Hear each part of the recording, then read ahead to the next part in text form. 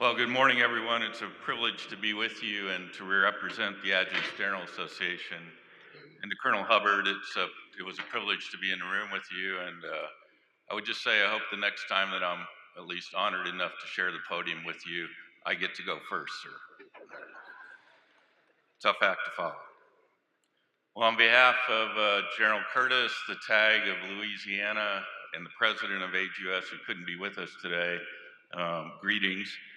General Curtis had a prior commitment that wouldn't have allowed him to travel anyway, but I think Hurricane Harvey would have trumped that as it turns out. And we certainly all have, I hope, our hearts and minds with the people of Texas, particularly in Houston, as they're trying to recover and respond from the devastating effects of Hurricane Harvey. I was on a call this morning with National Guard Bureau, and a couple of things that stuck out to me from that were 680,000 people under mandatory evacuation and another million under volunteer evacuation from Houston alone. And to put that in perspective, here in Reno, Nevada, has a population of 245,000.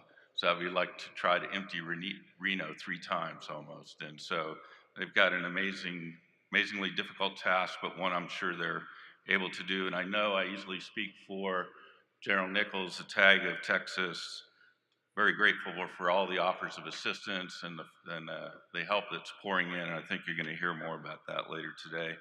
But Louisiana is next, folks. That storm's tracking into Louisiana, and they're going to face some very similar problems with the rainfall. Houston alone has received 24 inches of rain in the last 2 days, so hard to imagine. Well, the Adjutants General Association met in June in Columbus, Ohio, where we were hosted by Major General Mark Barkman and his awesome team from the Ohio National Guard. Yep, During that meeting, we reviewed and discussed AGUS strategic priorities. We held elections for our officers, and were able to engage with General Engel, General Cademy, and General Rice on issues of mutual concern. I won't spend time reviewing all of our strategic priorities now, but I do want to highlight a few of them for you. Before I do, let me provide an observation about the relationship between AGAUS and EANGUS and AGAUS, and now with the National Governors Association.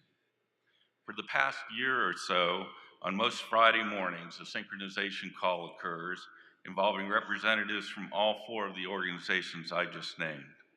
This effort was initiated by the Adjutants General Association and has contributed to the mutual success and improved awareness of each organization's lines of efforts and priorities.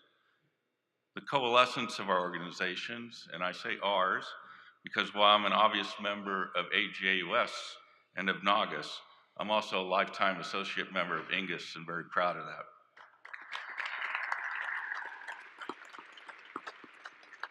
This coalescence, if you will, is proving to be a powerful coalition, particularly on Capitol Hill, where the budget fight with the United States Army in 2014, and more recently, the effort to convert Title 32 technicians to Title V, have tested all of us, perhaps in different kinds of ways, but our ability to come together to do what's right for everyone concerned has demonstrated the power of that coalition.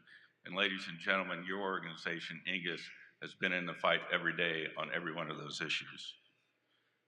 As the battle over the conversion of technicians from Title 32 to Title V continued or evolved, the governors became increasingly concerned and engaged through the National Governors Association. For the Adjutants General, the 2 primary concerns were impacts to readiness and the degradation of launching an immediate response force in response to a call for assistance by our governors. As importantly, no one could really readily identify what problem was being solved by converting no less than 20% of the technician force. This seemed to many of us like a solution begging for a problem. The governors rapidly mobilized, as indicated by a letter of concern signed by 44, and sent to the chairs of the Armed Forces committees in the House and the Senate. And it settled on 4 main talking points. Set the conversion rate at 4.8%, delay conversion until 1 October of 2018, expand TRICARE Reserve Select to all members of the selected reserve, particularly the technician force, and require a report on ways to improve the Military Technician Act of 1968. There's much work left to be done, but I am convinced that all the organizations will remain engaged on this issue. The technician conversion issue is a near-term issue, but certainly has strategic implications for who we are as a National Guard. The other issues I'd like to mention today are full-time strength, overall strength in both the Army and the Air National Guard, and duty status reform as some of the top priorities for the Adjutants General Association. We know that full-time strength drives readiness. If you want more out of us in terms of increased training days for select units and shorter times to get to the fight, that requires increased full-time strength in the Army National Guard in particular. We have worked hard to ensure that when we have the opportunity to engage with General Milley, the Army Chief of Staff, or General Abrams from FORCECOM, that we not just tell them, but we show them how our full-time staff drives readiness. I believe they now understand that and are supportive of the concept. To that end, our priority is to increase full-time manning in the Army National Guard to 20% and to 35% in the Air National Guard. Related to that is the issue of concurrent and commensurate growth of strength in the Army and Air National Guard. To put it simply, if our parent services are growing to meet combatant commander requirements, then so should the National Guard. With that in mind, our priority is to grow to 110,000 in the Air National Guard and 360,000 in the Army National Guard. As you may know, the services are wanting to mobilize more and more airmen and soldiers using the Title 12304 Bravo authority. And as I'm sure you're well aware, that authority does not come with an equal set of benefits to other kinds of MOB authorities. For example, a soldier airman sent to Anderson Air Force Base under 12304 Bravo to support Pacific Tanker Task Force missions there, serving right alongside an active component airman, will not be earning post 9/11 GI Bill benefits. They won't have access to TRICARE before or after their mobilization period, nor will they gain credit for early retirement.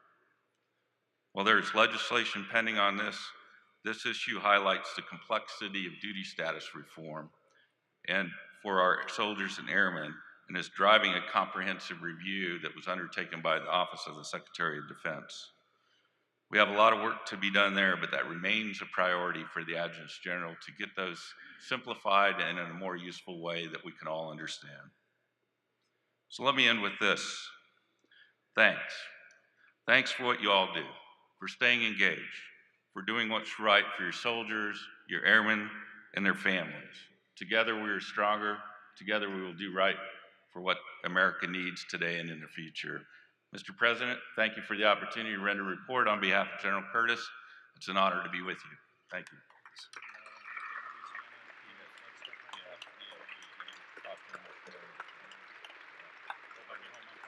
Yep, I know. Thank you so much. Please have